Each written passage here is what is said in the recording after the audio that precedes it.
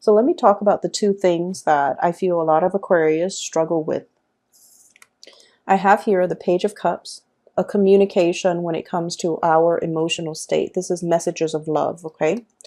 And we have as well the Ace of Cups, big, big love coming into the picture. What these two cards denote to me is this is definitely the latter part of uh, because it's a water element, which is not a realm that you are comfortable in. It's also your neighboring sign. It's a sign adjacent to you.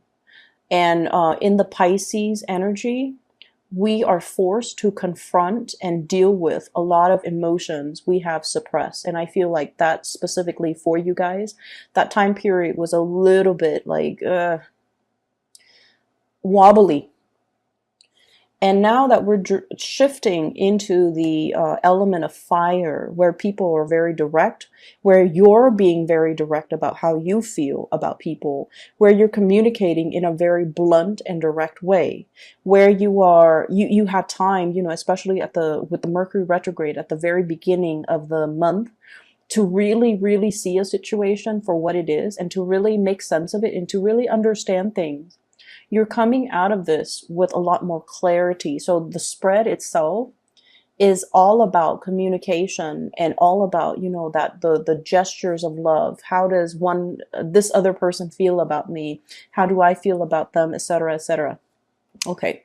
So you have a love here. You definitely carry a really big container of love, okay? Your emotions, it's on the offing and it's being made to another person is what I'm seeing here. And I feel like there is immense, immense, immense attraction between you and the other person. We have the Strength card, and this is a card about, especially in this deck, it's two people who are very different, okay? Two different species, two people that dwell from different environments. This is not so much about, lust and things like that. This is more about having a kindred connection with another person that you really, really, really trust. Okay? I mean, the lion can bite her at any time. And, God knows what she can do to the lion, right? Animals are very afraid of us. And when we encounter one another in the wild, it can be very unpredictable. Okay, we have like modern, weapons, and I feel like animals are just really, really afraid of us. But they're also they work on their instincts. They can smell fear. They're also really, really good at recognizing a good person and a bad person. So what I feel with this card is you might be dealing with somebody who is very much operating from the base chakra, and the base chakra deals with fight or flight responses. It deals with like the instincts, okay, the carnal instincts. So you're dealing with somebody who not only is there a lot of trust, there's like a great deal of trust. There's also this concept about like not having to communicate, okay? They're just looking at each other. And then this card, likewise, they're just looking at each other. Okay, so I feel like this sense of flirtatiousness where you can look at somebody across the room, they look at you, you look at them, and it's like instant chemistry. But the Seven of Coins is something that has been built up over time. So it's like attraction that has been built up over time. There's a lot of mutual respect that's built up over time.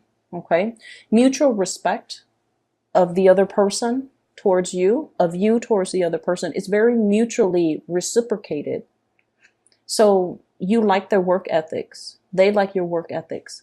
You like the way they talk. They like the way you talk. You like the way they dress. They like the way you dress. So I feel like it's, reciprocal in a way where two people are definitely a very good match. So this Ace of Cups, emotions are overflowing, okay? It's just like overflowing. It could stir up a lot of dormant emotions within you. It can also stir up a lot of dormant passion within you because you have suppressed a lot of it throughout your life, you have really, really, really, really just like every time you feel something, it makes you uncomfortable, you suppress it, you push it further down. And I feel like you're dealing with somebody that stirs up a lot of these emotions, but the emotions are being released in a very good way. Okay, it's finding an outlet for something. It's being able to identify something. It's being able to kind of give something a name that you didn't know the name of before. Okay, so it's almost like being able to identify something and recognizing something that has been very elusive for you in the past. Okay, so I'm seeing this outpouring of emotions, and it's a lot of it is very, very positive. So we have here somebody is going to be beelining it for you. They're clearing their path in order to come towards you. And this is somebody that is they have a lot of suitors. Okay, there's nothing wrong with that. But look at all those love letters. This is someone who's also very hopelessly romantic. Okay, they've dated a lot. Okay, not that there's anything wrong with that. They were out there putting their heart out there, trying to find the right person that they feel is a good match for them. They might also be very, very career focused, that they might be a little bit emotionally underdeveloped. Okay.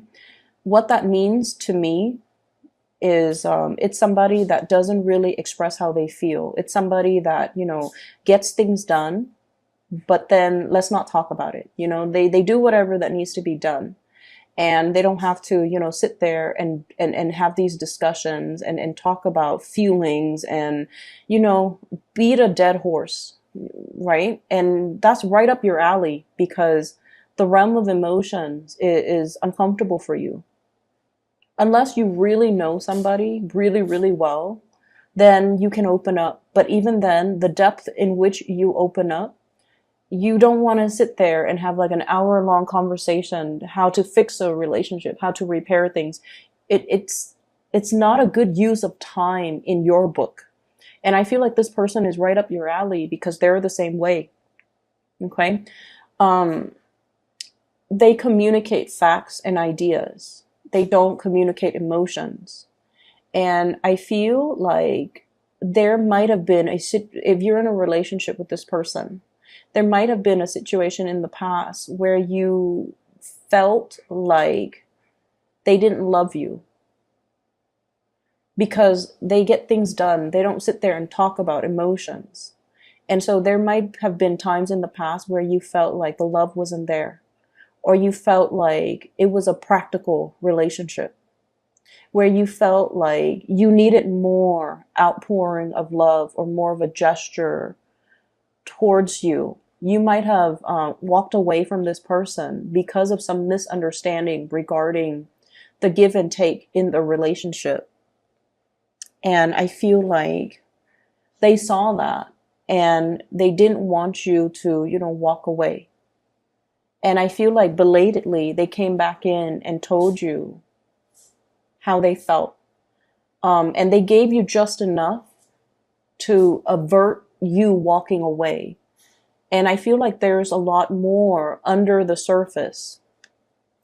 Everything is very subterranean. There's a lot more under the surface, okay? This is like the practical responsibilities, How was your day? Doing the work to maintain a relationship. But underneath it is this really amazing outpouring of love that no one is talking about. And because you don't express how you feel, the other person felt like you don't need it. So they never express how they feel because, this is mirroring energy right here. But once you express how you feel, then there's this major, massive floodgate that opens and everything just overflows. And so you have to kind of reform the way in which you communicate with another person, okay? Sometimes we have to sit there and sit through that hour-long conversation about these really embarrassing, cheesy topics. And it's uncomfortable, but we have to do it. It's kind of like, the necessary maintenance in a relationship.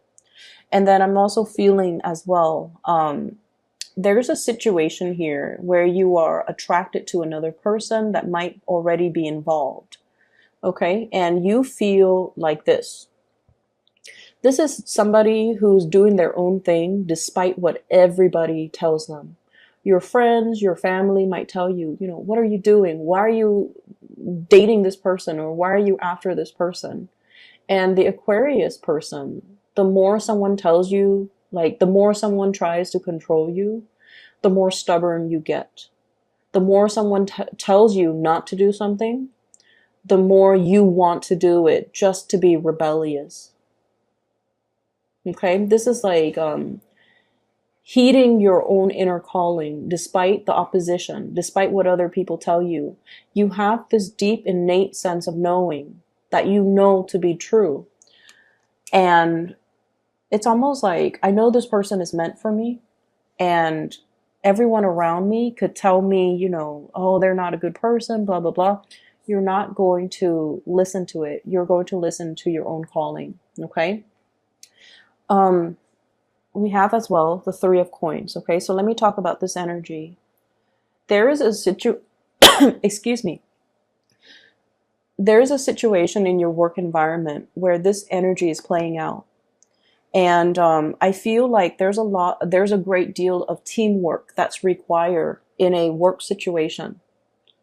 And this came out in the first half of the month reading for you, Three of Pentacles, building something together, collaborating, everybody contributes so that the whole situation, it's like the cogs in the machine all have to work together in order to get the big machine up and running. Everyone needs to be where they're supposed to be. Everyone needs to contribute their equal share in order to move the situation along. Teamwork, collaboration. And you're coming to the realization too that as independent as you are, you might not have all the answers. And so the need to work as a team, the need to share resources, and the need to share ideas, it's something that you're learning for this latter part of March. It began at the beginning of March, but you're really seeing the merits in it. Okay. You're really beginning to see that I don't have to stubbornly do something just because everyone told me not to. Maybe they're telling me not to, mainly because it can create a lot of discord and chaos in an environment. And I need to be a little bit more sensitive to it, and more sensitive to other people's needs, and more not complacent, but compliant with everybody else's needs and everybody else's expectations. It's not you conforming, or it's not you, what is the word? Settling. It has nothing to do with settling or, doing something just to go with the crowd. It has nothing to do with that. It is you coming into this sense of being loved, where you feel like, you know what, if everybody else is there looking out for my interests, I need to also look out for their interests. So you're definitely holding the people very, very close to your heart, and you're at a point where you're able to open up. You're not rebellious anymore.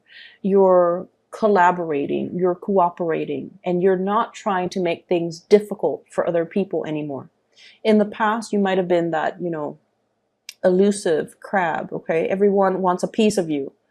And because of that elusiveness, it makes you really, really highly sought after, because everyone wants to capture that one thing that they can't possess. But now you're at a point where you're just like, I don't need to do that anymore. I'm in a safe environment. I don't need to, burrow myself in the sand, avoid people, and make things so hard for myself. I'm not in survival mode anymore. I've found a safe environment where I can express myself. where everybody is working towards greatness together. I don't need to, be in that space where I have to be on the defense, where I have to be, 3 or 4 or 5 steps ahead of the game. And so I feel like you're thrust into a higher vibrational environment here. And you feel it. You weren't sure before. You feel it now. And so you definitely can cooperate. However, I do feel like there's somebody in your environment that a lot of people might not like. There's somebody who's a little bit of a problematic child in the work environment. Okay, they do things their way, and they might be a little bit inconsiderate. And I feel like you work really, really well with this person. I feel this person is like difficult, but you work really well with this person for whatever reason.